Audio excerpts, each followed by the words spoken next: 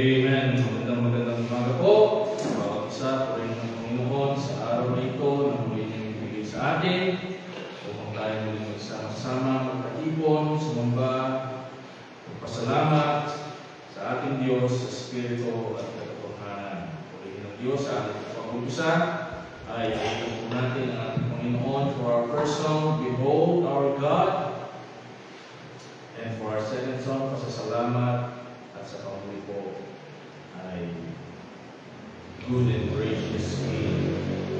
Tayo lahat ay tumayo as we start and sing for the Lord.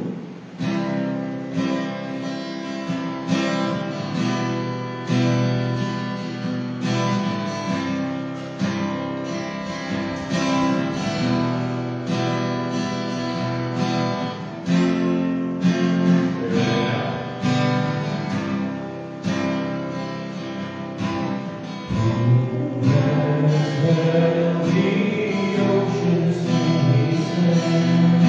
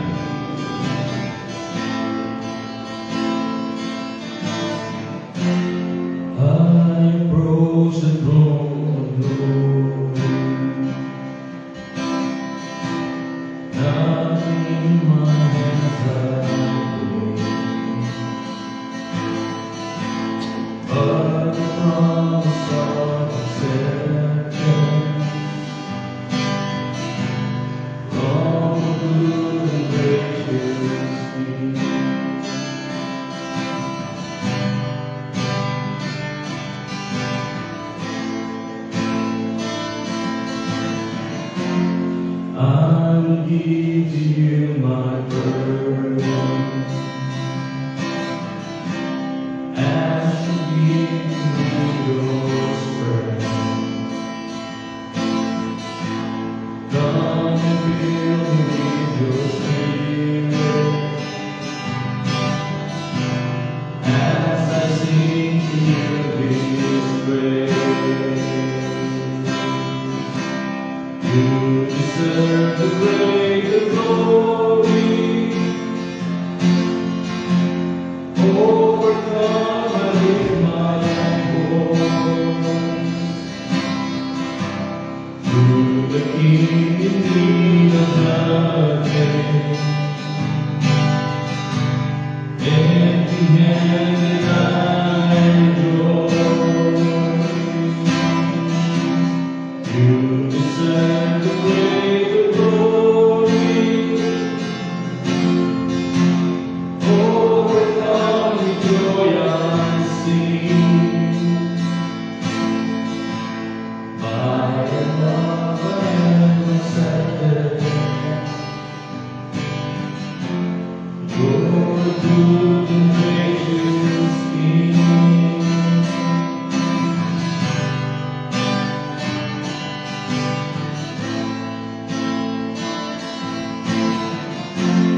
What grace that you would see as you travel and ask your friend. Stay secure in you forever.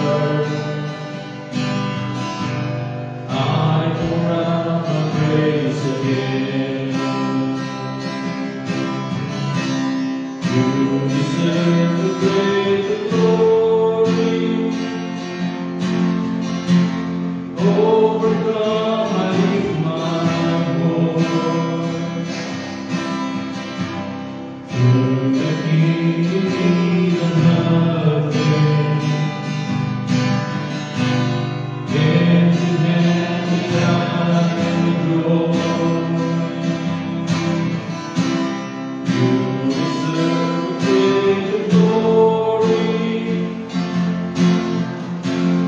Overcome with joy I sing. By your love I am accepted. Your good and gracious King.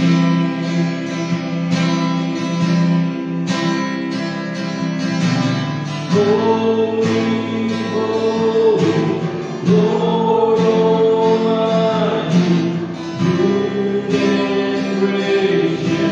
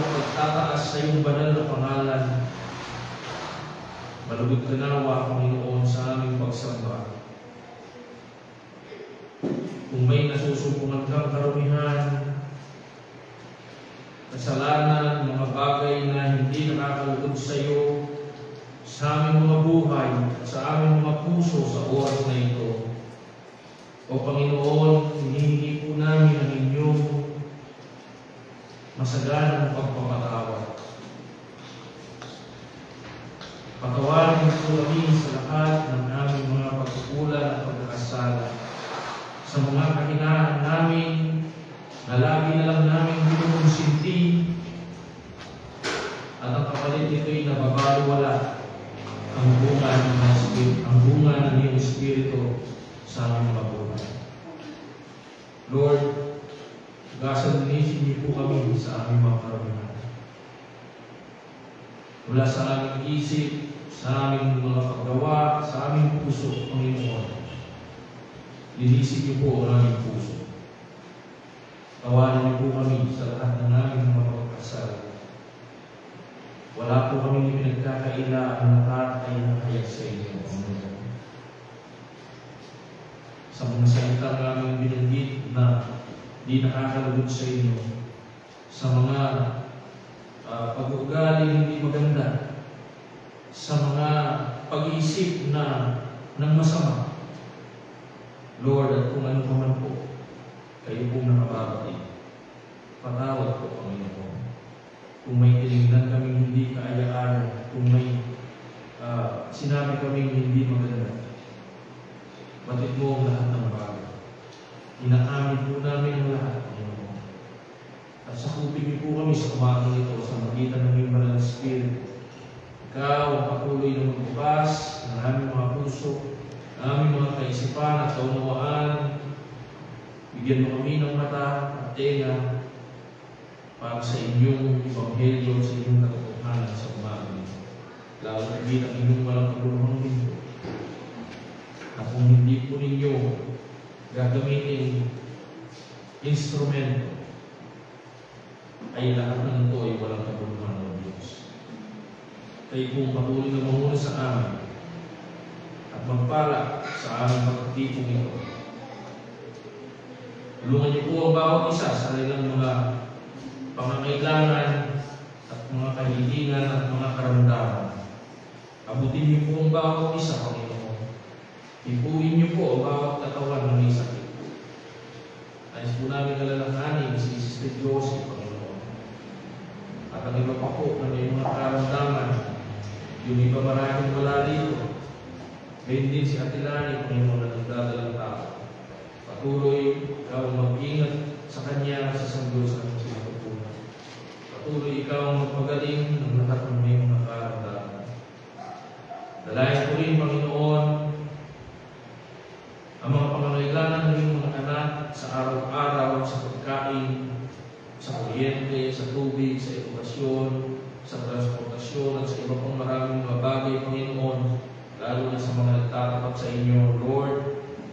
Buhos niyo po ng kasagaran ng inyong mga pagpapala at biyaya. Gayun din, patuloy niyo po pagpalain ang lahat ng nagmamahal at nakikibahagi sa gawain nito.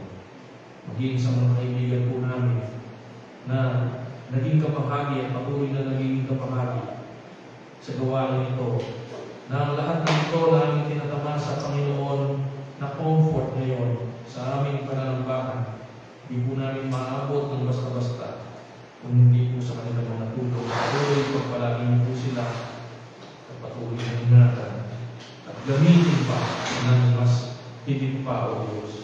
Gamitin niyo rin kami, Panginoon, na maging pagpapala rin naman sa bawat isa at sa iba.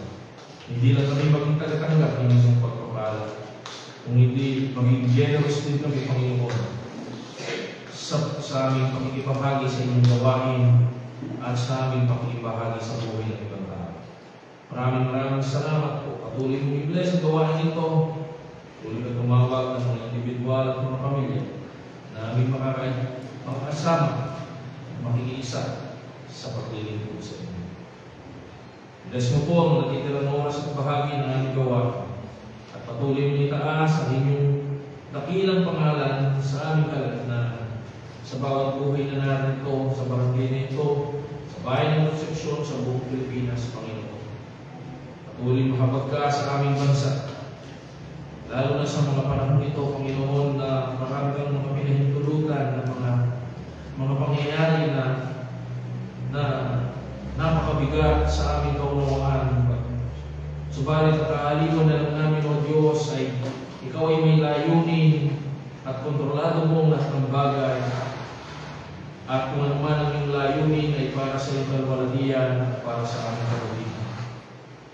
Lord, ang mga naapektuhan ng baha, kahabagan mo sila, Panginoon. Katakuin mo sila sa kanilang mga pagdurusa at pangangailangan. Gayun din naman yung mga nasubugan doon sa Davao. At yung mga yung mga nalindol, Panginoon, doon po sa lugar ng Cebu, na tunay na kahabag-habag ang kanilang kalagayan. Mga bahay na nasira, hindi na pwedeng magamit, Lord. May mga anak po kayo ron na naapektuhan din, kakabagay may po sila. At kami naman ay nagpapasalamat ng lubos sapagkat dito sa lugar namin ay hindi mo pa pinapahintulutan ang mga bagay na yan. Isang bagyo na naman ang lumipas at kami muli po ninyong hiningatan. Bagamat marami pong naapektuhan lalo na sa lugar ng Isabela, Panginoon. Subalit kami nagpupuri at nagpapasalamat sa iyo. Yan lang sapat na kami magpuri at magsumamba at magtapat sa inyo. Lalo higit pa ang pagliligtas mo sa aming mga kaluluwa. Sa magitan ng iyong bugtong na anak na si Jesus, na nagkatawang tao, nagsakripisyo, nag-alay ng kanyang katawan at buhay sa harap kapakanan.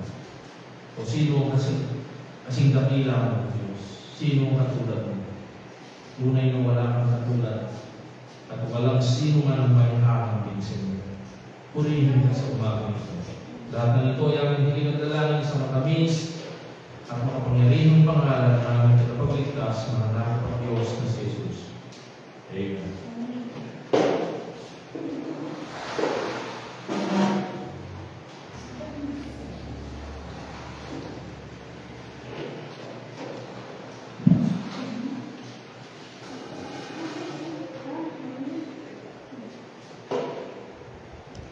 Hanggang talatang 1 hanggang 6. Aking sinabi, ako'y mag-iingat sa aking mga lakad, upang huwag akong magkasala ng aking dila. Aking iingatan ng aking dila ng pangitaw, samantalang masama ay nasa harap ko. Ako'y napili ng pagtahimik, ako'y tumahimik pati sa mabuti, at ang aking kalungkutan ay lumikha. Ang aking puso ay mainit sa loob ko. Habang ako'y nagbubulay-bulay ay nagalabog ako'y. Nang pagkagayoy, nagsalita ako ng aking bigla. Panginoon, ipakilala mo sa akin ang aking wakas, at ang sukat ng aking mga kaalaman kung ano. Ipakilala mo sa akin kung gaano mahina ako. Narito, gaya ng mga dangkal, ginawa mo ang aking mga kaalaman, at ang aking bulan ay tinawala sa harap mo. Tunay na bawat tao sa kanyang mainamang kalagayan ay pawang walang kabuluhan. Tunay na bawat tao ay lumalakad sa walang kabuluhan niyo. Tunay na sila'y nagugulo ng walang kabuluhan. Kanyang ibubunto ng ating mga kayamanan at hindi na nalaman kung sino ang nagsisipulo. Amen. Salamat po. Good morning. Kayo po'y maaaring mga po.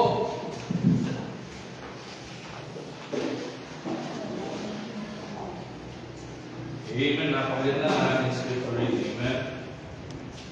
Na nagayag na lahat ng bagay ay walang kabuluhan kaya sa ating tunay at buhay ng Diyos. Kaya napakaganda po na sa ating maglalakbay sa ibabaw ng mundo ito, sa bawat araw ng ating buhay, ay kasama po natin ang Panginoon. Amen. Upang hindi lang tayo nakahawak sa mga pansamantalang bagay, kundi nagtitiwala tayo sa ating Diyos na buhay. This time, patuloy tayo sa ating series of lesson dito po sa aklat ng Unang Tesalonica. At tayo po ay nasa ika-4 na kabanata na sa book of 1 Thessalonians. Ako nung nakaraan na pag-aralan natin ang pagmamahal at pag-aalala ni Pablo sa mga taga-Thessalonica na kung saan sa kabila ng napakahalaga para sa kanya na kasama niya si Timoteo upang ito ay umalalay sa kanya sa lahat ng kanyang pagministeryo, ay ito ay ipinadala niya sa Thessalonica at siya'y naiwan ng mag-isa sa Athens. Subalit pagdating naman doon ni Timothy, ay nakita nila doon ang mga kapatid sa pananampalataya na sa kabila ng kasalatan ng kanilang murang pananampalataya sa mga kaalaman at karunungan ng salita ng Diyos ay naging sapat para sa kanila ang mga kakarampot na katotohanan na tinanggap nila mula kay Pablo sa maiksing panahon, sapagkat si Pablo po at ang kanyang mga kasamahan ay pinaalis doon ng mga hindi sumasampalataya sa ating Panginoon, kung kaya't naputol ng maiksi ang kanilang pananatili at pagtuturo sa mga kapatid doon. Subalit sa biyaya at habag ng Diyos, nung pagbalik ni Timoteo kay Pablo, ay nalaman niya na sa kabila nito ay nagpatuloy ng may katapatan ang mga mananampalataya doon sa Thessalonica. Amen. Purihin ng Panginoon. At nagpatuloy sila sa kalagitnaan ng maraming pagsubok at maraming pag-uusig sa kanilang bagong natagpuan na pananampalataya. Napakaganda sana kung lahat ng mga mananampalataya sa lahat ng panahon, lalo sa panahon natin ngayon, ay maging katulad ng mga mananampalataya sa Thessalonica, na kung saan ibig sabihin ay yung mga salita na kanilang narinig kay Pablo ay talagang pinakinggan po nila. Kaya kahit nakakaunti lang ito, kahit na hinto ng maaga, I think doon sa Acts ay binanggit doon na parang 3 Sabat lang ang naging pagkakataon ni Paul para magturo doon sa mga sinagogue. Subalit sa kabila nito ay nagpatuloy ng matapat itong mga mananampalataya. In fact, yung ibang mga nabasa ko na mga isinulat patungkol dito ay 28 days lang daw ang naging pananatili ni Paul at ang kanyang mga kasama doon sa Thessalonica. 28 days. Kaya napakakaunti ng pagkakataon na nakapagturo si Paul doon sa mga tao doon. Pero ito'y naging sapat na kahit sa gitna ng pag-uusig at mga pagsubok ay nagpatuloy po itong mga mananampalataya. Kabaligtaran sa maraming mga mananampalataya sa panahon natin ngayon, na kahit linggo-linggo, buwan-buwan, nakakarinig sila ng mga salita ng Diyos, pero yung narinig nila, paglabas nila ng 4 na sulok ng church na kanilang dinaluhan, ay wala na rin yung kanilang narinig. Sabi nga ng mga magulang, pasok sa isang tenga, labas sa kabilang tenga. Kaya pag tinanong mo, ano yung napag-aralan sa salita ng Diyos? Wala. Hindi alam. Parang naging tradisyon na lang sa iba o ugali na lang sa iba yung pumapasok ng mga pagtitipon, pero walang tunay na goal para matuto at lumago sa kanilang mga pananampalataya. No wonder hindi sila nagiging matatag. Kaya pagdating ng panahon na sila'y magkakaroon na ng sariling buhay, sila'y nawawala sa Panginoon at hindi na nagpapatuloy. Subalit salamat sa Diyos doon sa mga nagpapatuloy. Amen? Na sa kabila ng mga pagsubok, pag-uusig at karamdaman, ay sila ay nagpapatuloy pa rin. Dahil alam nila na yung nasumpungan nilang pananampalataya, katulad nitong mga mananampalataya sa Thessalonica, ay tunay. Basahin po natin ang ating teksto, verse 1 hanggang verse 8. Pamagatan po natin ang ating paksa sa umagang ito, a God-pleasing life, or a life pleasing unto God. Isang buhay na nakakalugod sa Diyos. Mga kapatid, sa oras na ito, lahat tayo naglakad o nagbiyahe sa mga kalsada, araw ng linggo, kita natin ang dami mga tao kung ano-anong ginagawa. Baliwala sa kanila na ito ang araw na tinalaga ng Diyos upang magtipon at magsama-sama at sa isang bahig. Ibig sabihin, ang dami mga tao sa araw na ito ang walang pagkilala sa Diyos. In fact, ang expectation ng marami ngayon at ang kanilang ina-anticipate o inaabangan ay mga bagay na may kinalaman sa mundo at sa panawagan ng mundo at laman. Hindi sa mga bagay na espiritual na may kinalaman sa Diyos at sa Kanyang Ebanghelyo. Kaya, a life pleasing unto God. Napakahalaga na ang buhay natin ay nakakalugod sa Diyos sapagkat napakaraming buhay na kung saan ang Diyos ang nagbigay, ang Diyos ang lumikha, ang Diyos ang nagkaloob, maging sa hangin na kanilang hinihinga, ang Diyos ang nagbibigay, sa kalakasan at taglayla, ang Diyos ang nagbigay. Subalit sa kanila ng lahat ng mga biyaya na yan na galing sa Diyos, ay wala pa rin pagkilala sa Diyos ang maraming tumatanggap at nakikinabang nito. In fact, yung buhay, lakas, kakayahan na kanilang tinatanggap sa Diyos, imbis na ipagpasalamat nila ito sa Diyos, ito ay ginagamit nila laban sa Diyos.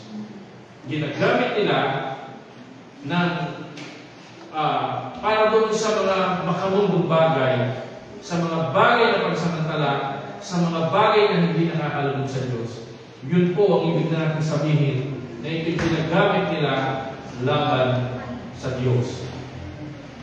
Subalit salamat sa mga tunay na mananampalataya na kung saan patuloy ang kanilang lakas, buhay at kakayahan at mga tinatangkilik ay patuloy nilang ginagamit at pinapagamit sa ikalulugod ng Diyos.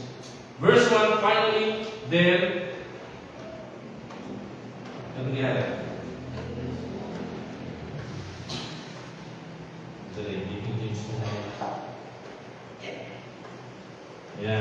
Furthermore, then, we beseech you, brethren, and exhort you by the Lord Jesus, that as ye have received of us how you ought to walk and to please God, so you would abound more and more. For you know what commandments we give you by the Lord Jesus. For this is the will of God. Maraming mga tao, hinahanap nila yung kalooban ng Diyos. Tama?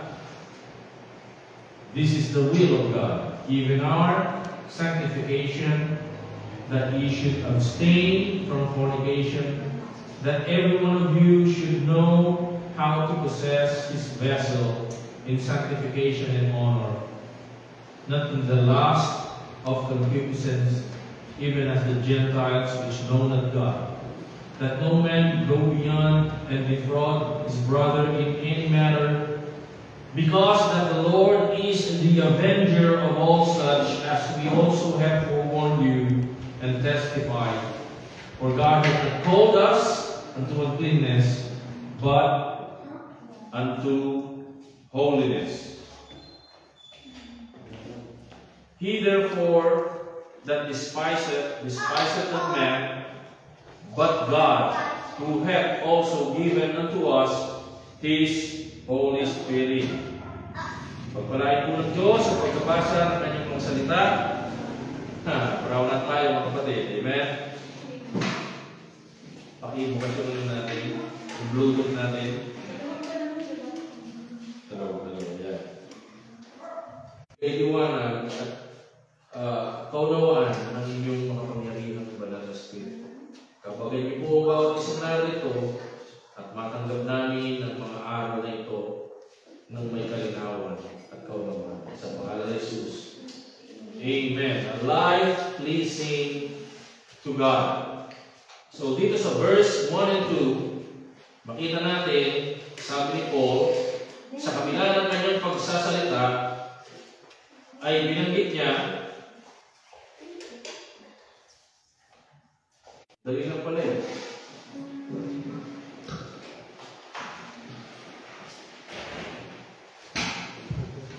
Hello. Mga musikyan mo eh. Hindi mo tayo na takbang ng Sister Joseph. Okay, sabi po niya rito sa verse 1 and 2. Furthermore then we beseech you, brethren, and exhort you, by the Lord Jesus, that as you have received of us, how you ought to walk and to please God, so ye would abound in the Lord Jesus.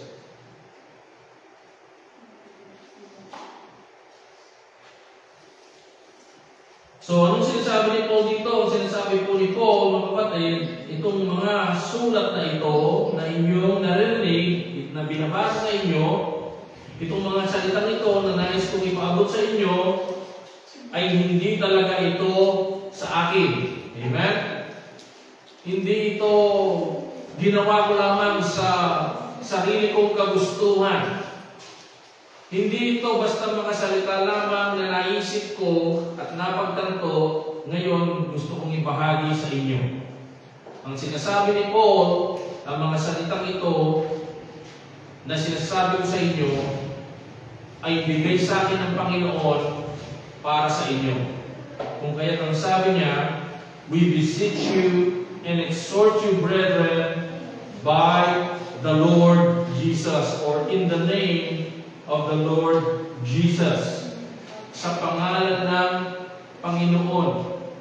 At salamat po, katulad ng napag-aralan natin noong nakaraan, ang sabi ni Paul, ang pagtanggap ng kanyang mga salita ng mga taga-Thessalonica ay katulad ng pagtanggap nila na ito nga ay mga salita ng Diyos.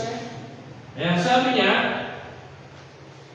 that as you have received of us, how you ought to walk and to please God. So, mga kapatid, itong mga salitang ito, ang layo rin nito ay upang lalong mapagbuti ng mga kapatid sa Thessalonica at tayong lahat na sumasampalataya sa Panginoon, ang ating paglakad. Anong ibig sabihin ng walk dito?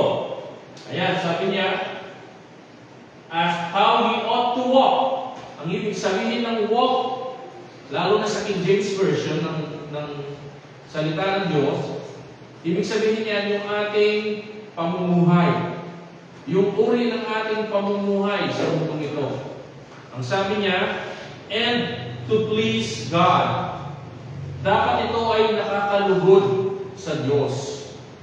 Nakakalugod at ito ay lumalago more and more. At so you would abound more and more. So nakita natin yung implication dyan ng increasing faith, increasing love, increasing hope pagdating sa Panginoon. Hindi tayo nananatili sa isang mababang level ng pananampalataya at paglago kung hindi ito ay tuloy-tuloy na lumalago sa Panginoon. Increasing knowledge, increasing wisdom, increasing involvement, cooperation sa Panginoon. Yan po ang ibig niyang sabihin. Na kung saan narakalungkot sa maraming mga mananampalataya ay hindi ito nasusumpungan. Kabaligtaran. Sa halip na lumalago, sa halip na nagiging matatag, nagiging matibay, ay nananatili silang bansot, malamig, at hindi nag-aapoy sa Panginoon. Kaya ang sabi niya, napakahalaga na magkaroon tayo ng isang buhay na nakakalugod sa Diyos. At paano natin gagawin yan? So, una, i-recognize natin na ang mga salitang ito ay sa Diyos. So, kung ito'y sa Diyos, hindi ito dapat binabalewala. May mga pagkakataon, yung mga pananalita ng magulang natin at ng mga malalapit sa atin ay nakakalimutan natin. Pero mga kapatid, kung yung salita ng Diyos ang nakakalimutan natin, anong halaga ng pakikinig natin? Di po ba? Nagiging makahulugan at makabulungan lang ang salita ng Diyos kung habang narinig natin ito, ay isinasapuso po natin. Hindi yung narinig natin pagkatapos, tapos na. Itatapon na. Hindi po ganon. Bakit? Sabi ni Paul, in the name of the Lord, we beseech you. Nakikiusap ako sa inyo. Naninigluhod ako sa inyo, sabi ni Paul, sa pangalan ng Panginoon. Okay? Reminding them that these words are from Yahweh or from the Lord. Chapter 4, verse 15, ang sabi niya, 1 Thessalonians, for this we say unto you by the word of the Lord. See, nakita niyo po? Ito'y sinasabi namin sa inyo, sabi ni Paul, muli hindi sa aming mga sarili. Kaya ako nandito, sabi niya, hindi ako pumunta rito o hindi ako sumulat sa inyo sa sarili kong kagustuhan. At ang sulat na ito ay nabuo ko hindi sa sarili kong karunungan. Kaya sabi niya, we beseech you, for this we say unto you, by the word of the Lord. 2 Thessalonians chapter 3 and verse 6. Now we command you, brethren, in the name of our Lord Jesus Christ. So nakita po ninyo, mga kapatid, absolutely selfless yung panghihikayat ni Apostle Paul dito sa mga mananampalataya sa Thessalonica, because it is all about the Lord Jesus Christ. Bagamat maraming pwede ipagmalaki si Pablo sa kanyang sarili at sa kanyang buhay, isa po siyang abogado, isa siyang may mataas na pinag-aralan, isa siya dating mataas ang katungkulan doon sa hierarchy ng mga Pariseo sa Jerusalem. But, tuwing magsasalita po siya, lagi niyang sinasabi, this is about God, this is about the Lord. And so I am reaching out to you through the word of our Lord Jesus Christ. So, ang layunin ay upang ang ating mga buhay ay maging kalugod-lugod sa Diyos. Tama po, mga kapatid? Chapter 2 and verse 4 ng 1 Thessalonians, ang sabi niya, but as we were allowed of God to be put in trust with the gospel, even so we speak, not as pleasing men, but God. Amen? Which trieth our hearts. So, hindi lang ito minumungkahi at pinagsusumamo ni Pablo, kundi siya mismo sa kanyang buhay, ito ang kanyang ginagawa. Na kung saan ang kanyang pangangaral ng Ebanghelyo, ang kanyang pagsasalita sa maraming tao ay hindi upang siya ay sumikat at yumaman, kundi ito ay upang mabigyan ng kalugdan ang Diyos. Kaya kahit na isakripisyo niya ang kanyang katawan, itaya niya ang kanyang buhay, in fact, at the end of his life, ang nangyari po sa kanya, siya po ay pinugutan ng ulo, but he was still so willing to suffer for the Lord because he wanted his life to be pleasing to God. Gaano kasidhi o meron ba tayong pagnanasa na ang ating mga buhay ay maging kalugod-lugod sa Diyos? Na kapag ka may sasabihin kang hindi maganda sa paraang hindi maganda, ay ito'y pinipigilan mo dahil alam mo ito ay hindi nakakalugod sa Diyos. Na pagka may gagawin kang hindi maganda, at hindi nakakalugod sa Diyos, ay ito'y pinipigilan mo dahil alam mo ito'y hindi nakakalugod sa Diyos. Na kapag may pinapagawa sa iyo na alam mong hindi nakakalugod sa Diyos, ay tumatanggi ka, di baling pagalitan ka, o kung anong sabihin nila sa iyo, dahil alam mo hindi ito nakakalugod sa Diyos. Alam mo ninyo, ang mundo walang pakialam sa Diyos. Kaya lahat na lang ng mga pansarili nilang naiisip, yun ang ginagawa nila. At ginagamit pa nila ang pangalan ng Panginoon. Lalo na yung mga artista na yan, lalo na yung mga nasa mga malalaking artista sa LGBT. Gumagawa pa sila ng mga LGBT church, gay Christian church. Yan po'y kamaldumal sa Panginoon. Pinaghahalo nila ang kasinungalingan ng dyablo at ang katotohanan ng Diyos. Pero yung iba, sa sobrang kawalan na ng konsensya, talagang puro kamalian na lang at ginagamit nila ang pangalan ng Diyos sa kabila ng lahat ng sinasabi nila ay puro kamalian na lang. So, wala po silang pakialam sa Diyos. Subalit yung mga mananampalataya, ang concern nila, mabigyan nila ng kalugdan ang Diyos. I believe na dito po tayo ngayon para bigyan ng kalugdan ng Diyos. Amen? Hindi po tayo nandito ngayon dahil kay pastor o dahil kahit kanino. At bumabalik-balik tayo rito kahit na minsan may mga bagay na hindi natin gusto dahil gusto natin malugod ang Diyos. Yun ang dahilan, di ba? Bakit po? Next verse, sa verse 3, ang sabi niya, sa ating teksto,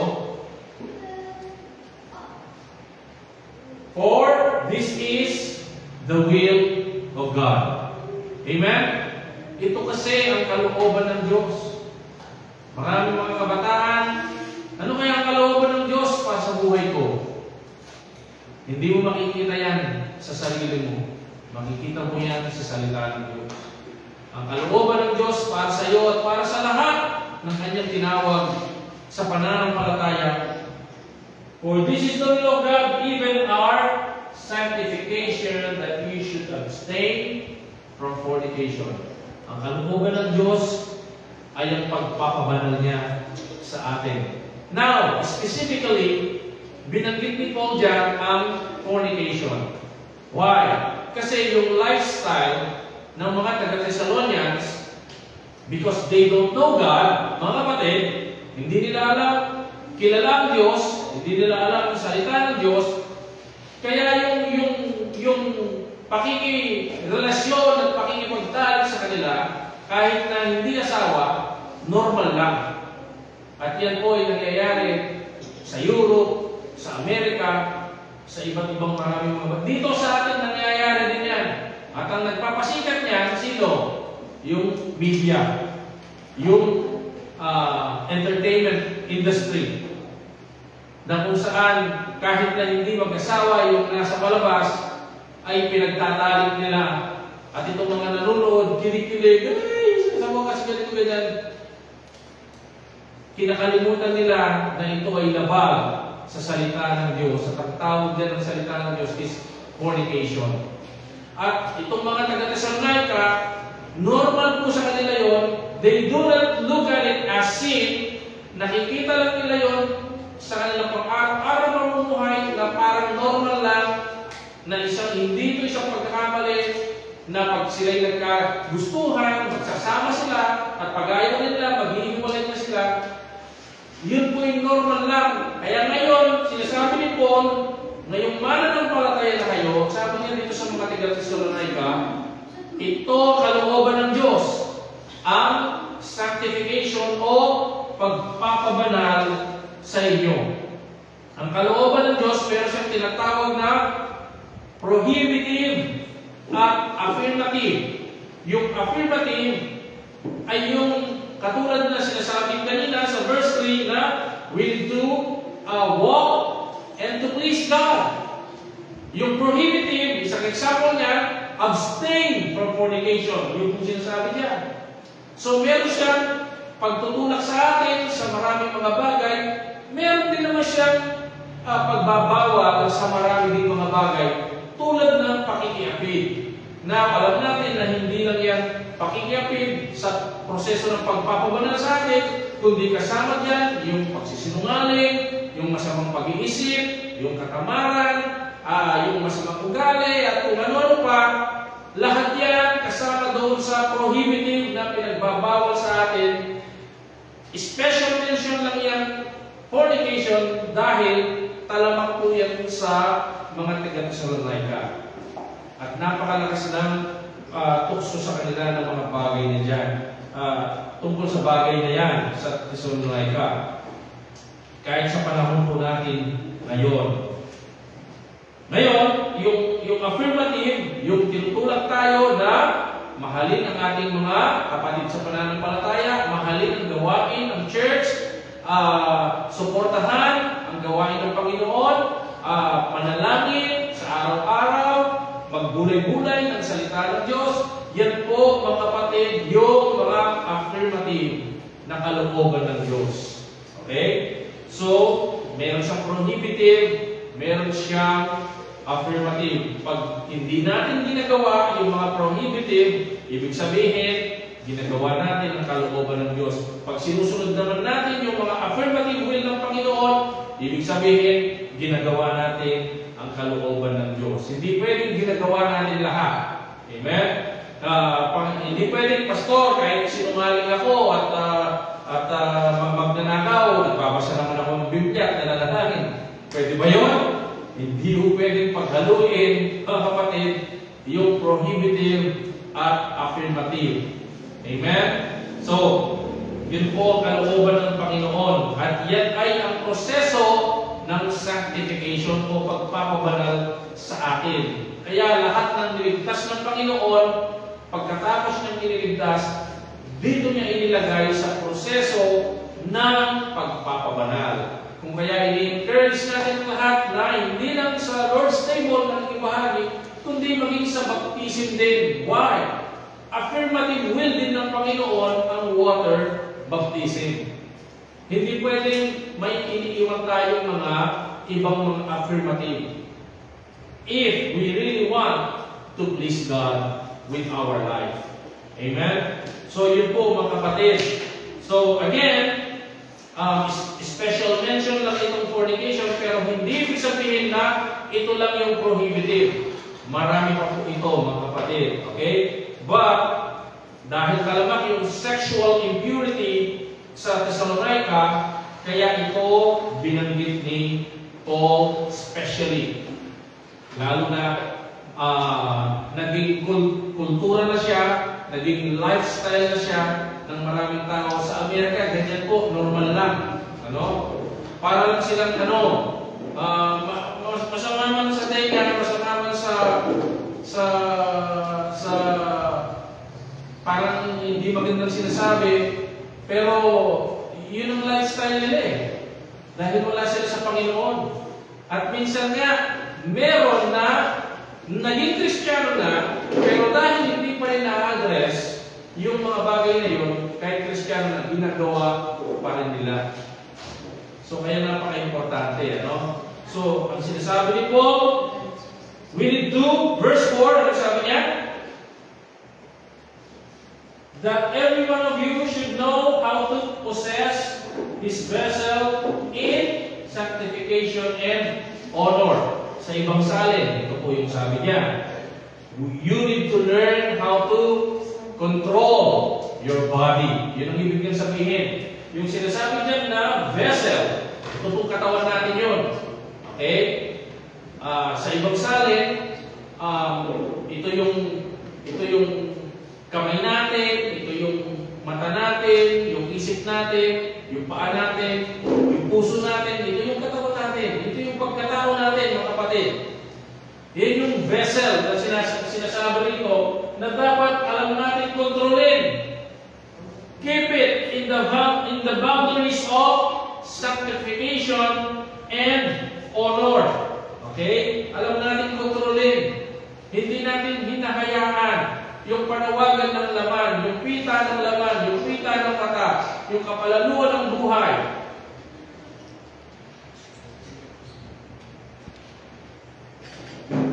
Bigyan po natin ng pansin ito, mga kapatid. Amen? Kahapon, nag-business meeting po kami kasama yung mga kapastoran ng Good Shepherd. At first time na after a few months na nakasama namin si Pastor Rodin. Nakabalik na siya from the States a week ago. So nakasama namin siya. So dahil bagong dating siya, nilibre niya ang mga pastor doon kumain sa labas. Tapos si Preacher Simi, nasa US pa siya, pero dahil nag-birthday siya, inilibre naman ni Simi yung mga asawa ng mga pastor. So dinala kami doon sa Eat All You Can, no? Sa, nakalimutan ko yung pangalan, somewhere in Angeles. Nung nandun na kami, tapos kumuha na kami ng pagkain. Nung mananalangin kami, nagbiro ako, sabi ko, dapat ang panalangin natin ngayon na maliban sa pagpapasalamat. Sabi ko, dapat paghingi rin ng tawad. Kasi aabusuhin natin yung pagkain, sabi ko. So nagtawanan po sila. So, maging sa pagkain, pwede po tayong walang control, di ba? Na nagiging tayo, yung tinatawag sa English na, ano tawag doon? Gluttony. Di ba? Yung wala tayong control sa pagkain. Madalas ka, nagbibiro ako pag kumakain sa labas. Sabi ko, dapat itong mga restaurant na ito, itong mga food chain na ito, dapat may timbangan itong mga ito sa pintuan. Pagka yung isang customer overweight, dapat hindi mo masukin. Kung overweight ka, di ka pwede rito. Reduce ka muna. Di ba? Kasi hindi. Ang business na yun talagang kaakitin ka eh. Pag lalawayin ka sa pagkain eh. Di ba? Kaya kahit mataba ka na, ano mapatataba? Di ba? Eh kung sa US gagawin yun, naku, 90% ng populasyon ng US, di mo kakain sa mga restaurant. Kasi at tataba rin.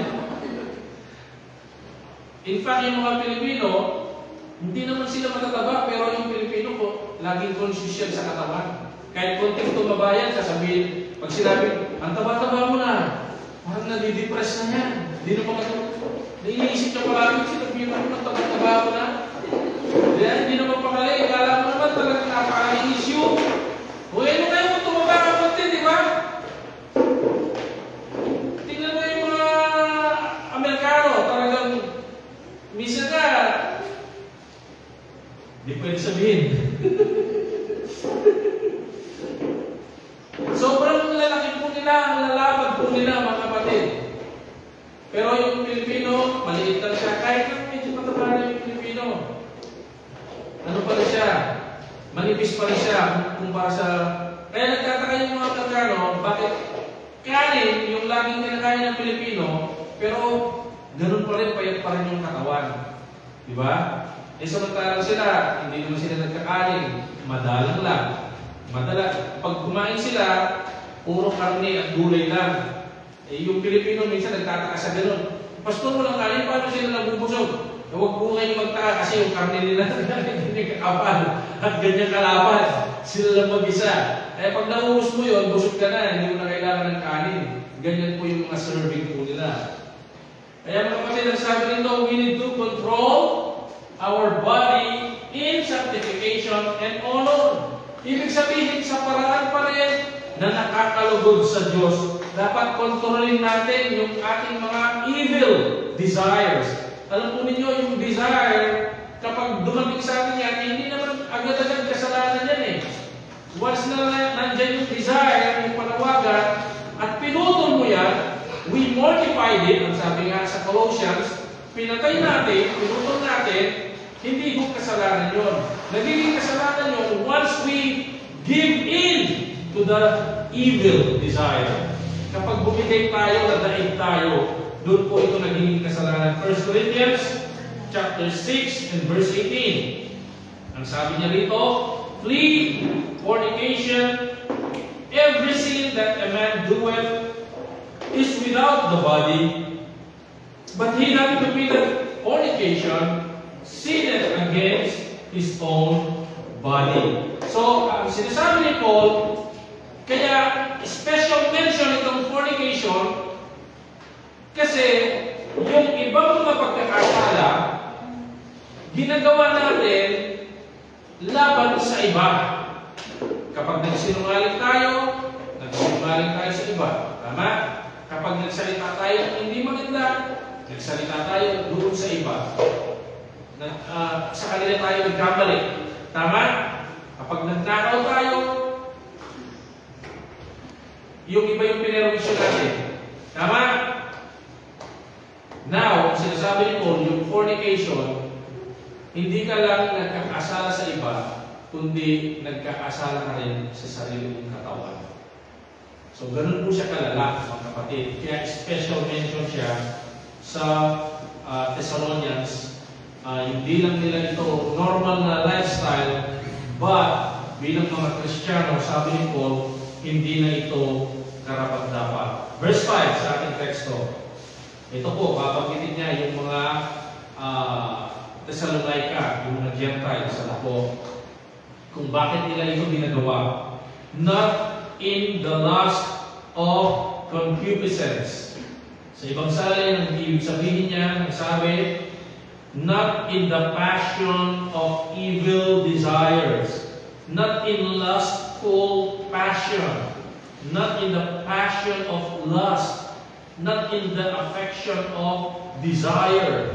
Sa Tagalog, ang sabi niya, hindi sa kahayagan ng pita. So nakita po ninyo, kapatid, not in the lust of concupiscence. Yan ang ibig sabihin, medyo malalim ng English yan, hindi na masyadong ginagamit sa modern times. Pero Old English kasi, yung King James. But ang ibig sabihin niyan, ang sabi niya sa previous verse, kontrolin ninyo ang inyong katawan doon sa kabanalan, huwag sa kahalayan. Nakuha po ninyo? So, ibig sabihin, dito ninyo kontrolin in the boundaries of honor and in the boundaries of pleasing God. Huwag niyo papalabasin dyan. Kasi once na lumabas dyan, nandito na siya sa lust of concupiscence or passion of lust. Yun ang ibig sabihin sa kahalayan. Pinakawalan mo sa kahalayan. So, minsan, nagugulat na lang tayo, nandyan na lang, nandun na pala tayo. Kasi, minsan, sa pagpaningin lang, nagagawa natin yan eh. Yan ang sabi ng Bible eh. Kaya napakalaga na binabantayan natin. We're having control over our body and our desires. Amen? So sabi niya, even as the Gentiles which know not God. So sino yung gumagawa niya? Yung mga hindi nakakilala sa Diyos. So ito yung marami dito na tinutukoy ni Paul, ito yung pamumuhay na meron yung Thessalonica. And they are doing that, sabi ni Paul, because they don't know God. Now, kayo, sabi ni Paul, ngayon kilala nyo na ang Diyos, dapat hindi na kayo dyan. Dito na kayo sa kabanalan, sa honor, sa nakakalugod sa Diyos. Yun ang sinasabi ni Paul. Next verse, verse 6.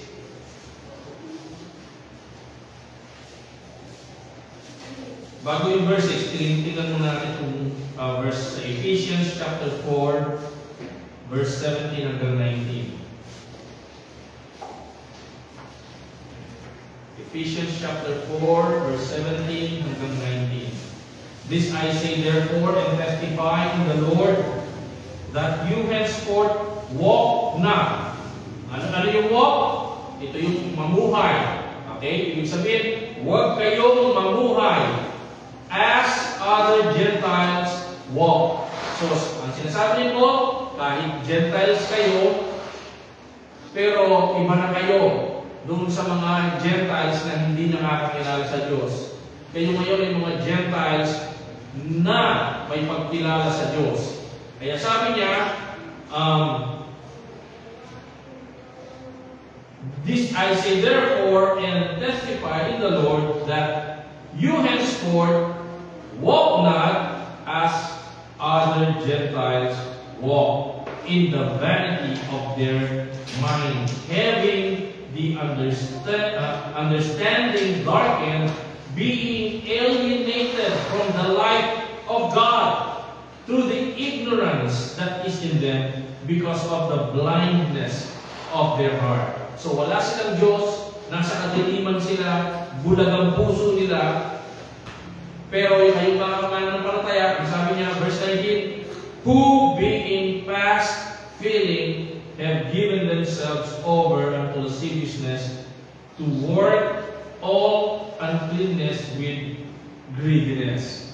So, lahat, wala silang control. Lahat, pinagbibigyan nila sa kanilang mga buhay. Pag may pagkakataon, kahit patago, kahit napalingin, ginagawa nila lahat ng mga bagay. Pero sabi niya, yung mga mananampalataya, sabi niya, ito yung mga bagay na tapos na. Ito yung mga bagay na nasa nakaraan na. Sila, habang ginagawa nila itong mga bagay na ito, enjoy nila, nagkaroon sila ng pleasure, natutuwa sila. Nagbibigay ito sa kanila ng satisfaction. Tingnan ninyo ngayon sa gobyerno natin, doon sa Kongreso at sa Senate, ilang million ba, ilang billion ba, ilang trillion ba, mga kapatid, ang kailangan ng isang tao para maging satisfied siya sa buhay niya. Mga kapatid, nagnakaw itong mga politiko natin, mga galing ng milyones. Hindi pa naging masaya. Siguro kung tayo rito, bigyan tayo ng tigil 1 milyon, napakasaya natin, di ba? Masaya ba kayo pag binigyan tayo 1 milyon? O merong ayaw? Di ba? Kung bigyan nga lang tayo 100,000, okay na eh, di ba? Masaya tayo, maraming tayo magagawa ko. Itong mga kapatid, milyon, bilyon, trilyon, nakakalula. Yung pinakita ni Mayor Magalong ng Baguio City, yung 1 bilyon, yung pagkapatong-patong ng tig 1,000, 5 feet by 5 feet. Tapos, ang taas niya, 4 feet. Sino yung 4 feet dito? Siguro si Jamel. Oh. Baka mataas pa ng konti kay Jamel. Ganun kataas yung pagkapatong-patong ng tig 1,000 na 1 bilyon. Mga kapatid, gano'ng karami ang kailangan ng isang tao para maging satisfied siya. Di ba? Isipin mo, 2 beses daw, kada linggo, nagde-deliver daw sila ng tig 68 million sa bahay nung, sino ba yun? Si Saldico, ni Romualdez, yung Speaker of the House. Isipin niyo yun, kapatid. Walang satisfaction. Napakasakit, napakaganit, walang control. Basta, tingnan ninyo, tuwang-tuwa sila doon. Satisfied sila doon. Kaya pala yung mga kalsada natin na marami, maayos pa, sinisira na. Kasi yung budget nandun na. Ayaw nilang ibalik. O, wag po muna ng budget. Ilipat mo po muna sa iba. Okay pa naman ito. Hindi. Kasi yung mananakaw nila, kaya kahit yung daan maayos pa, sinisira na. Salamat sa Panginoon. May isang congressman from Mindanao, in-address niya yan. Baka sabi niya, pwede na yung panaginip namin, na yung mga kalsada natin sa Mindanao, masimentohan naman. Inggit na inggit kami sa inyo, sabi niya, na yung mga kalsada niyo maayos pa, sinisira niyo na para gawin ulit. Baka pwede tayo magkaroon ng proseso, sabi niya, na yung budget, pwede i-divert sa iba. Di ba? Napakabulong ng sistema ng bansa natin, kaya minsan parang nakakatamad maging Pilipino dahil sa mga nakikita ko sa mga tao nito. Ito po, tingnan po ninyo yung mga binanggit ni Pablo nito. Wala silang kontrol. Kaya ang sabi ni Paul, kayo ngayon nasa Panginoon na, may pagkilala kayo sa Diyos, dapat may kontrol kayo. Sila habang nagkakasala, nag-i-enjoy. Yung Kristiyano, dahil hindi pa siya perfect, hindi niya mape-perfect yung pagkontrol niya. There will be times na mahuhulog yung Kristiyano sa mga pagkakamaling ito, pero yung Kristiyano, hindi na siya nag-enjoy. Once na nahulog siya, nagkakaroon siya ng pagkawasak sa kanyang puso dahil alam niya, hindi niya nabigyan ng kalugdan ng Diyos. At dapat tumatakbo agad siya pabalik sa Diyos. O meron tayong parang feeling na nahiya tayong tumakbo sa Diyos. Ayaw natin kasi alam natin na nagkasala tayo sa Kanya. Pero mali po yun mga kapatid. Kasi ang iniisip natin, yung Diyos parang katulad ng nanay natin at tatay natin na nagkasala tayo sa kanila tapos nagsosorry tayo. Ay, sorry na. Ay, huwag mo ako sa akin. Diba? Minsan ganun yung mga magulang eh. Kaya minsan, pag nagkasala yung nanay, ayaw muna natin lumapit, ayaw muna natin kausapin kasi mapali ang bunto. Akala natin minsan ganun ng Diyos, kaya yung trato natin sa Kanya ganun din, kaya pag nagkamali tayo, ayoko pa kasi lumapit sa Panginoon kasi ginawa ko ganito. No! Mga kapatid, sa oras ng pagkakasala, ang Diyos, agad-agad, tumatawag siya, nandoon siya, lapit ka agad tayo sa Kanya. Hindi siya katulad ng tao, mga kapatid. Laging bukas ang kanyang mga kamay para sa kanyang mga anak. Lalo na kung lagi tayong willing na magsisi sa kanyang harapan. Amen? Ganyan po ang ating Diyos. Okay? Verse 6, doon sa ating teksto. That no man go beyond and defraud his brother in any matter. So nakita po ninyo, no man go beyond. So, kapag lumagpas tayo doon sa boundaries ng honoring God, pleasing God, kapag lumagpas tayo doon sa bakuran ng sanctifying work ng Diyos, if we go beyond that, sabi niya, hindi lang tayo magkakamali, kundi sa ating sarili, kundi may idadamay pa tayong iba ng mga kapatid. Nandiyan pa po kayo? May idadamay tayong iba. May maakay tayong mga pananampalatayang pababa. Okay? Kaya sabi niya, and defraud his brother in any manner because that the Lord is the avenger of all such, as we also have warned you and testified. So, anong sinasabi niya rito, mga kapatid? Ang sinasabi niya rito, okay, tinutukoy pa rin niya rito, specifically yung fornication, kasi you cannot commit fornication, you cannot actually commit that na mag-isa, tama? Kailangan mayroong iba na madadamay. So, sinasabi niya rito, mga kapatid, God is the avenger. Ibig sabihin, dahil ito ginagawa ito madalas patago, okay? Pero alam ng Diyos.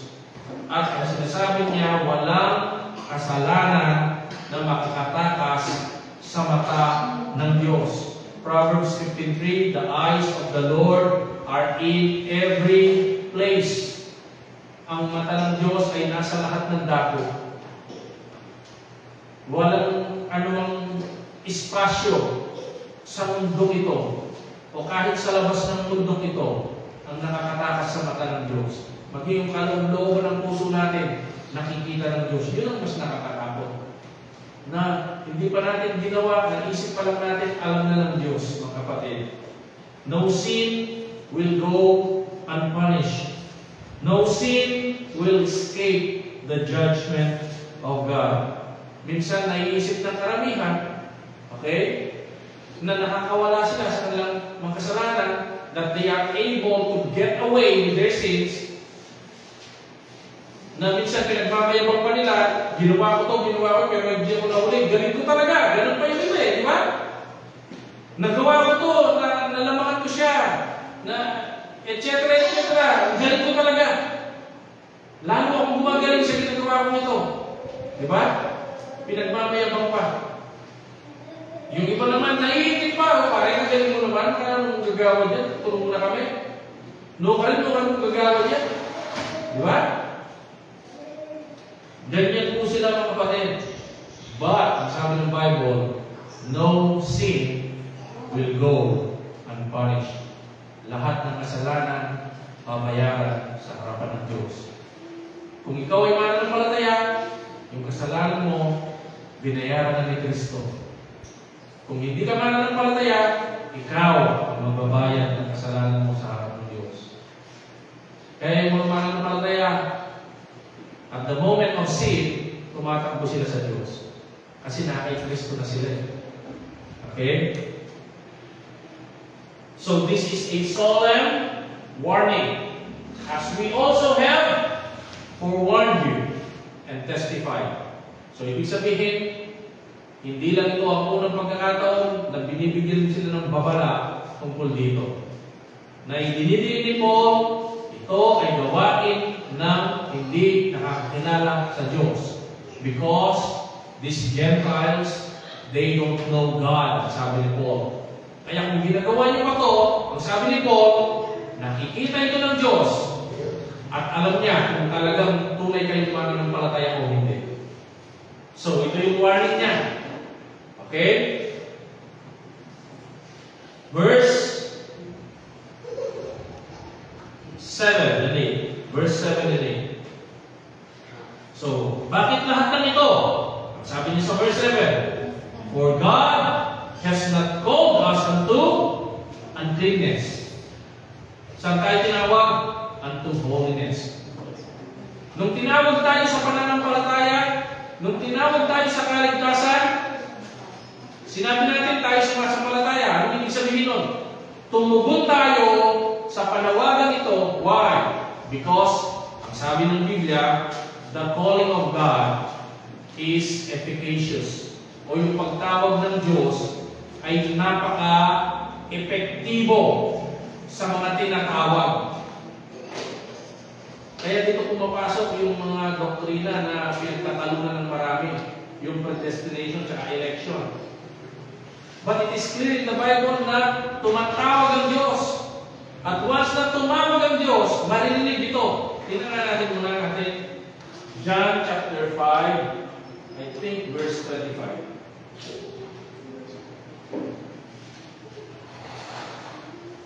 Verily, verily, I say unto you, the hour is coming.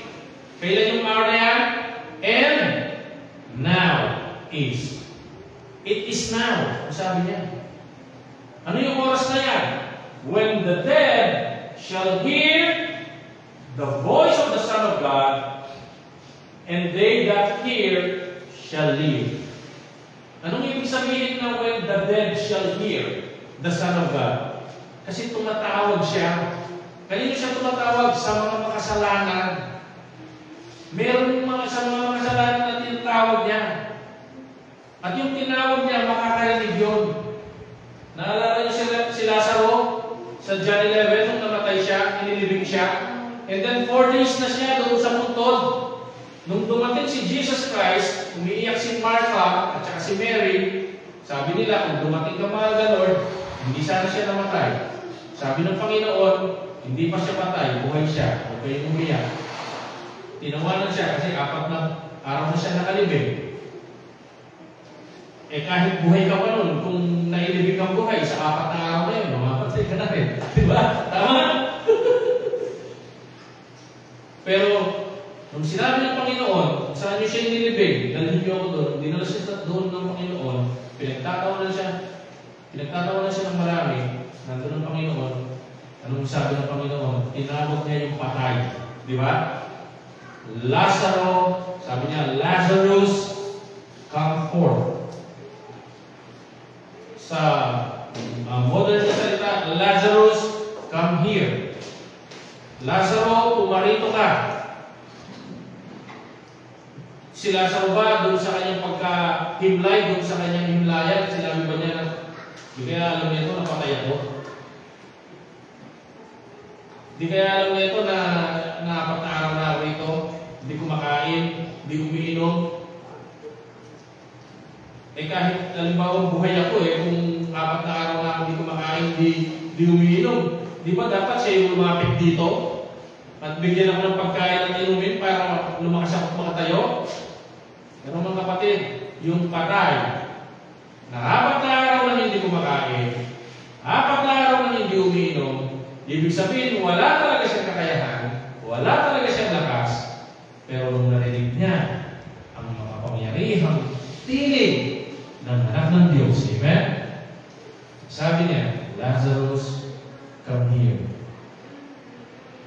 Yung pagtawag na yun, nagbigay ng kakayahan dun sa patay, upang siya'y makarinig, at upang siya'y makatayo at makalapit.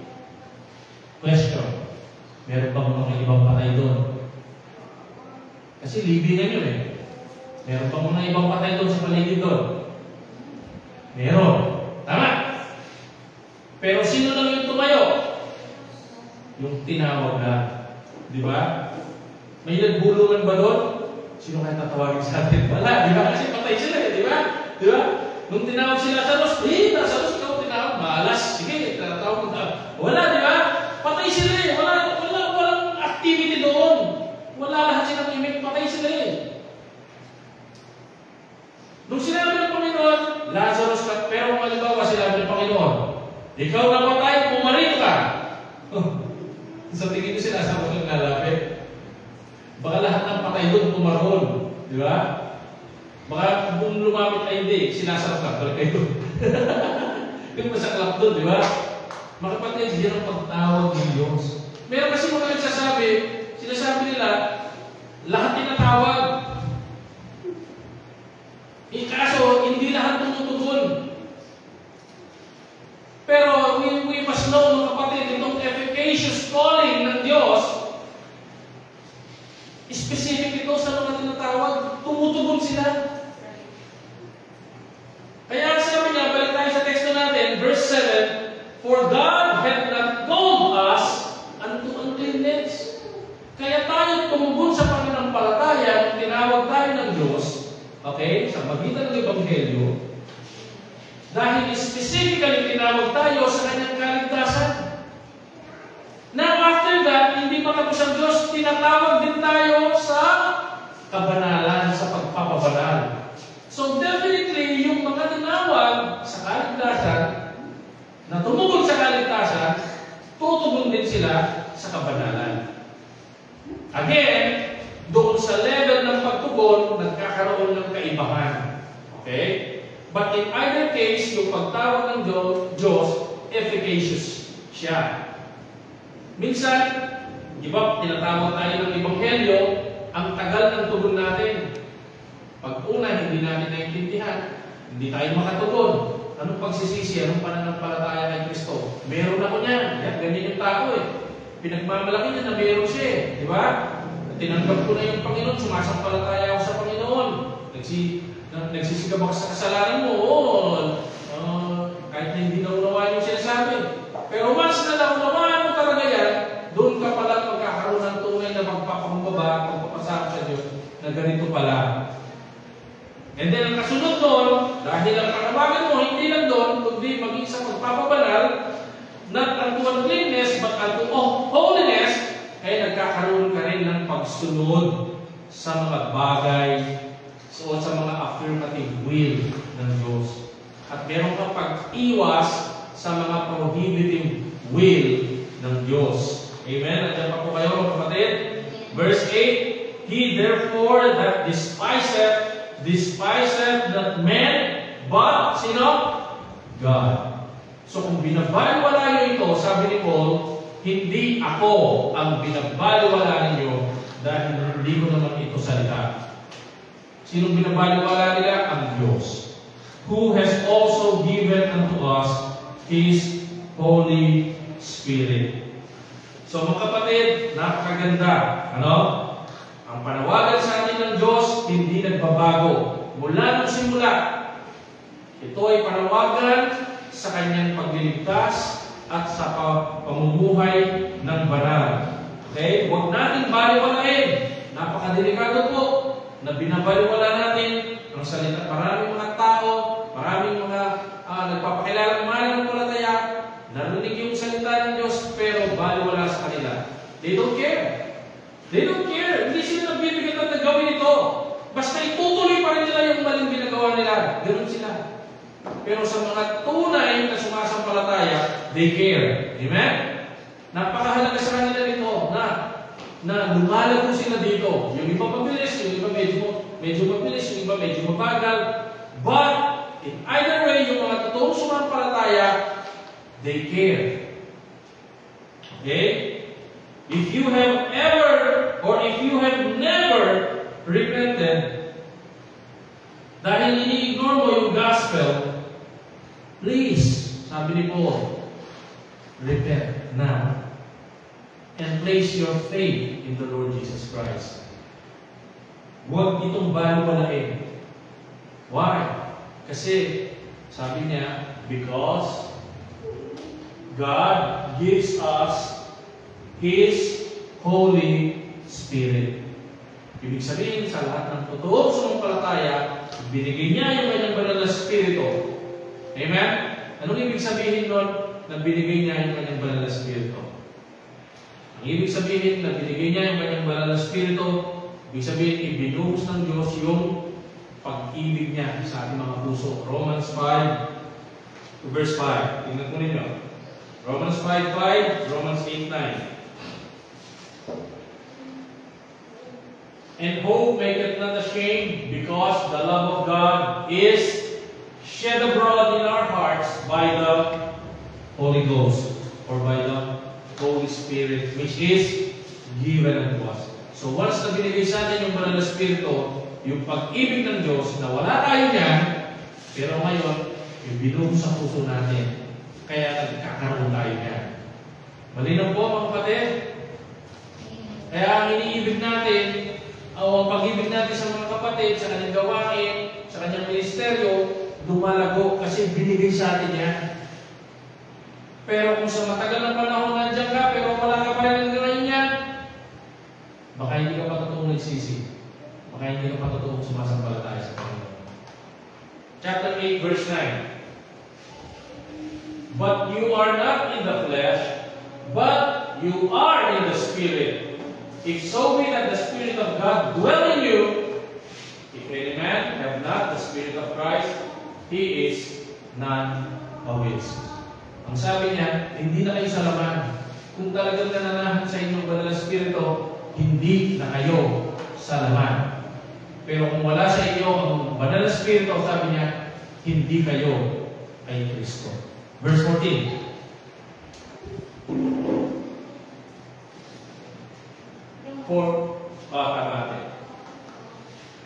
Romans 8, chapter 8 pa rin.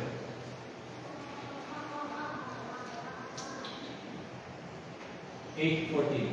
For as many as are led by the Spirit of God, they are the children of God. Pwede bang baliin yan, mga kapatid? Ang sabi ng Bible, yung mga children, yung mga anak ng Diyos, sila ang mga inaakay ng banal na Espiritu. Sila ang mga ginagabayan ng banal na Espiritu. Saan? Sa kabanalan. Kaya kung yung isang tao, kahit ipapakilala sa mananampalataya, pero yung pamumuhay niya laging patungo sa mga bagay ng mundo, salungat sa Espiritu, obviously hindi siya ginagabayan o pinapangunahan o inaakay ng banal na Espiritu. Hindi siya anak ng Diyos. Mali ang sinasabi ng mundo. Mali ang sinasabi ng mga LGBT. Kayo lang ba anak ng Diyos? Tayong lahat anak ng Diyos. Mali po yun. Ang sabi ng Bible, those who are led by the Spirit of God, they are the children of God. Galatians chapter 5, verse 16 and 17. Galatians chapter 5, verse 16 and 17. This I say then, walk in the Spirit, and you will not fulfill the lust of the flesh. Kung tayo ay nabubuhay sa Espiritu, lumalakad sa Espiritu, sumusunod sa Diyos, ginagawa ang kalooban ng Diyos, yun ang sinabi kanina, okay? Living inside the boundaries of honor and sanctification and pleasing God, we will not fulfill the lust of the flesh. For the flesh lust against the spirit, and the spirit against the flesh. Magkalaban po itong laman natin at itong salita ng Diyos. Kasi lahat ng sinasabi ng salita ng Diyos, taliwas sa pinagnanasaan ng laman natin. But if the Spirit is dwelling within us, mga kapatid, we can have control over this rebellious and disobedient and unregenerate body. Yun ang masaklap sa atin bilang Kristiyano. We are saved spiritually, but not yet physically. But we have hope. Amen? Pagbalik ng Panginoon, sabi niya, this body will be free from the presence and from the power of sin. Amen? We have hope, mga kapatid. And these are contrary, the one to the other. Kaya tingnan ninyo, pag nagbabasa kayo ng Biblia, or pag nanonood kayo ng TV, o nagbabasa kayo ng mga nanonood sa cellphone, ang sigla-sigla ninyo, naabot kayo ng madaling araw. Di ba? Kung hindi pa kayo mapagalitan, hoy, matutog na kayo, bengay natin kayo pang klase bukas. Kung hindi pa kayo mapagalitan, hindi kayo hihinto. Di ba? Pero pag nagbasa ng Bible, verse 1, verse 2, verse 3, verse 3 pa lang, tulog na. Bakit? Kasi saan natin magkatawan sa mga bagay na may kinalaman sa Diyos. We need to have control over our body. Mga kapatid, ibig sabihin, kailangan pinipilit natin ito, kailangan inaakay natin ito, kasi sabi niya, contrary, yung spirit na nasa atin at itong katawan, nagsasabog sila, nag-aaway sila, hindi sila magkasundo. Kailangan na inaakay natin ito. Kaya tingnan pag isip mo sa umaga, sa pamatulog, napuyat ka kasi kaka-Facebook, kaka-TikTok, ilang ba sa matulog, di ba? Nagkakaroon ka ng struggle.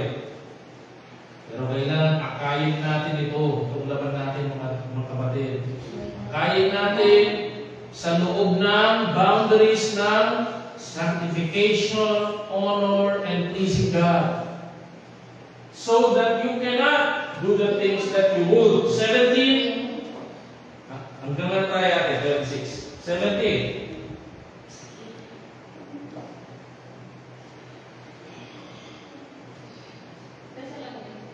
Hindi, sing natin.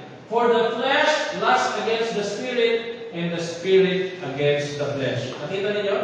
Paulit-ulit sinasabi ni Paul, magkasalungat yan, magkaawa yan, hindi magkasundo yan. Ngayon, binabanggit na naman dito, ganun pa rin. Di ba? Kaya tingnan mo, pagka nakikipagkwentuhan ka sa kung kani-kanino, talagang okay ka lang, ang sigla-sigla magkakwentuhan. Pero pag sa Diyos ka na makikita, Panginoon, kinabukasan, amen. Habang panalangin mo, magdamag ka pa yan, napaka-spiritual mo naman. Hello? Di ba?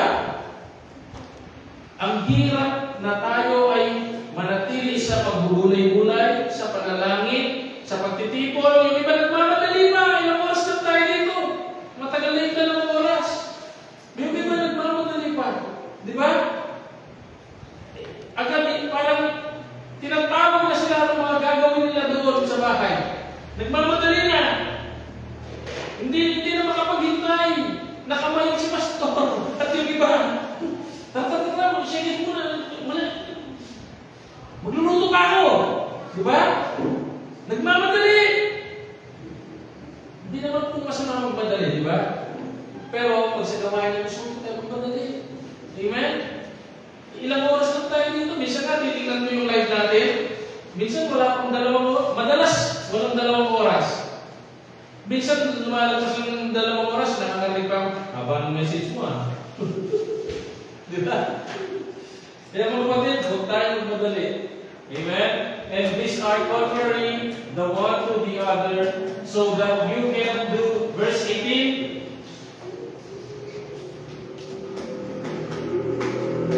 but if ye be led of the Spirit, you are not under the law. 19 and 26 tayo. Now, works of the flesh are. Ito yung mga gawa na laman. Okay? So ito po yung mga prohibitive will. Okay? Ito yung mga ibinabawal sa kalooban ng Diyos. Sabi niya, adultery, fornication, uncleanness, lasciviousness, idolatry, witchcraft, hatred, variance, emulation, wrath, strife, sedition, heresies, envyings, murders, drunkenness, revelings, and such like, of which I tell you before, as I have also told you in time past, that they which do such things shall not inherit the kingdom of God. Yung gumagawa nito, ang sabi ni Paul, hindi makakamana ng kaharian ng Diyos. Kaya nakakatakot po pagka ginagawa natin itong mga bagay na ito, nag-enjoy tayo. Okay, next verse. But the fruit of the Spirit, yan. Dahil binigay sa atin yung banal na Espiritu, nananahin sa atin yung banal na Espiritu, nasa atin yung banal na Espiritu. Ano yung bunga niya? Ito naman yung bunga niya. Okay? Kanina yung bunga na sa limutan. Ngayon, ang bunga ng Espiritu. Love, joy, peace, long-suffering, gentleness, goodness, faith, meekness, temperance. Against such, there is no law. Kung meron ganito, hindi mo na kailangan yung kautusan. Kasi nagbubunga ka na ng banal na Espiritu.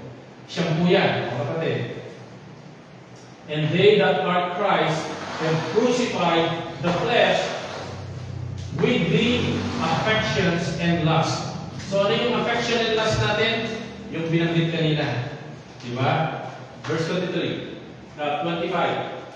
If we live in the Spirit, let us also walk in the Spirit. Let us not be desirous of vain glory. Ano yung vain glory? Ibig sabihin niya yung vain pleasure. Yung walang kabuluhang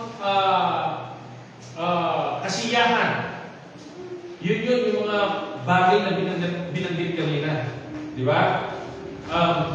Meron ba kayong nakitang pupunta sa sugal ng malungkot? Yung umaalis sa sugal ng malungkot marami kasi natalo di ba? Pero yung pupunta sa sugal ng malungkot, may nakita kayo, wala lahat ng nagsusugal excited. Nakakapagtakot sa amin, dito matagal na, di ba? Yung sugalan dyan, di ba? Ngayon dyan, di ba? Sa amin, siguro ilang buwan pa lang na lantaran. Pero dati nagtatago sila eh. Pero ngayon lantaran na. Oo.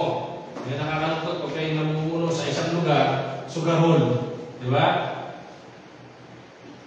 Rain or shine sila. Tama? Yung mga sugarol din, rain or shine din, di ba? Kahit malakas yung hangin, kahit malakas yung ulan, kahit malakas yung bagyo, babae, lalaki, matanda, bata, nandyan, nagsusugal. Nangigigil silang magsugal, excited silang magsugal, kahit umuulan, kahit bumabagyo. Hindi sila malungkot pumupunta sa sugal. Nakamunta, ito, sugal pa. Alitak naman ba? Ito, sugal ko ba? Wala naman yan. Hello? Umaasa siya na yung dala ng pera, dadami. Oo. Sana rin hanggang kasugal mo rin, ako lang din pera. Ganyan yung ugali ng nagsusugal. Walang nagsusugal na pupunta sa sugal, sasabihin niya, sugal ko pa, sana din pera ko. Ako daw din nga kasugal ko, banta. Makinapang naman din pera, sugal ko lang. Ngayon pag gano'n, hindi. Pag nagsugal yan, ang nasa puso niya, sana din ang pera na nagsak ako. Ganon. Kaya may pagkagalit po yung mga nagsusugal. Selfish. Tama? Vainglory. Yun yung ibig sabihin ni Paul. Yung pag nakagawa ng mali, tumutuwa pa. Huwag ninyong nasahin niya, sabi ni Paul. Do not be desirous of vain glory. Kundi sabi niya, provoking one another and envying one another. Hindi yan nakakabuti sa pagtalakatan. Okay? Then, lastly, John chapter 16, verse 37. Hanggang 39. John chapter 16, verse 37. Dito na po tayo mag-close, mga kapatid. Oh, 37 hanggang 39. Walang 16.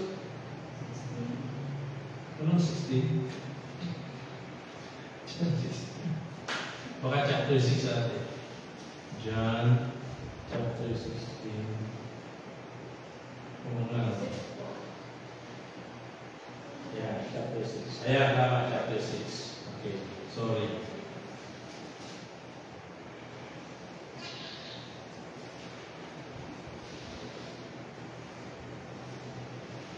Hindi yan natin.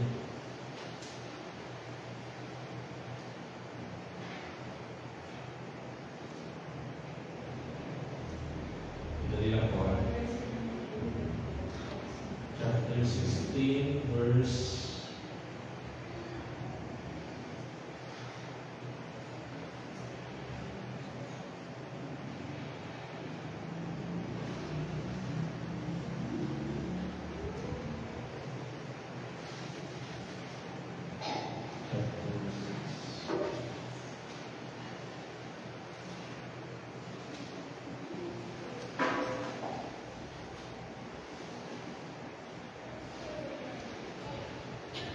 Okay, nabis ko po yung verse, skip na lang natin. But, lastly po, sa ating pag-close, tandaan natin, to live a life pleasing to God, we need to know the will of God. And the will of God is always found in obedience to Christ. Sa pagsunod natin sa Panginoon. Nandun po yung kalooban. Now, yung will of God, maraming beses po yan binanggit sa salita ng Diyos. John 6:39, binanggit doon yung will of God. James 1:18, binanggit doon yung will of God. John chapter 1, verse 12 and 13, binanggit doon yung will of God. Will of God sa kaligtasan, will of God sa sanctification. Nandiyan po, mga kapatid, it is always about obedience to God. Obedience to faith, obedience to holiness. Iyan po yung kalooban ng Diyos. Okay? Paul said, binigay sa atin ang Espiritu ng Diyos. Bakit? Because we cannot, in our own, do the will of God. Kaya binigay sa atin ang Banal na Espiritu dahil siya ang magbibigay sa atin ng kakayahan sa magitan ng pagbuhos niya ng biyaya at pag-ibig ng Diyos sa ating mga buhay upang tuparin at sundin ang kalooban ng Diyos sa ating buhay. Now, the question, talaga bang tinanggap mo ang Banal na Espiritu? Kung tinanggap mo, dapat magmamanifest sa atin yung bunga ng kanyang biyaya, yung bunga ng kanyang Espiritu. Dapat nagkakaroon tayo ng control, bagamat hindi perfect in control, but we're having control over our body, over its desires, its evil desire. Dapat yung mga desire natin napapalitan ng mga holy desire, spiritual desire. Okay? Kung talagang tinanggap natin. Kung hindi natin tinanggap, maaaring magkunwari lang tayo ng ilang panahon, but lilipas din yun. Kasi wala yung Banal na Espiritu eh. Malalaman naman natin, nasa landas pa tayo ng kabanalan o nasa landas pa tayo ng kamunduhan. Alin ang tinatahak natin? Yung landas ba ng pagsunod o yung landas ng pagsuway? Yung landas ng pagpapasakop o landas ng pagre-rebelde? Ang buhay pa natin, nakakalugod sa Diyos. Sabi natin ngayon. Dakilang Diyos, maraming salamat po sa inyong mga salita, sa inyong mga paalala, lalong higit patungkol po sa buhay na nakakalugod sa inyo. Patawarin niyo po kami sa maraming pagkakataon o Diyos na kung saan ang aming pamumuhay ay hindi naging kalugod sa inyo. Tulungan niyo po kami na katulad po nitong mga mananampalataya dito po sa Thessalonica ay magkaroon ng increasing faith, increasing love, and increasing hope. Lumakad kami sa inyong kabanalan. Lumakad kami sa pagsunod. To have control over our bodies and its evil desires, and replace them with holy and spiritual desires that are pleasing to you. Lord, have mercy upon us all. Tulungan niyo pong bawat isa.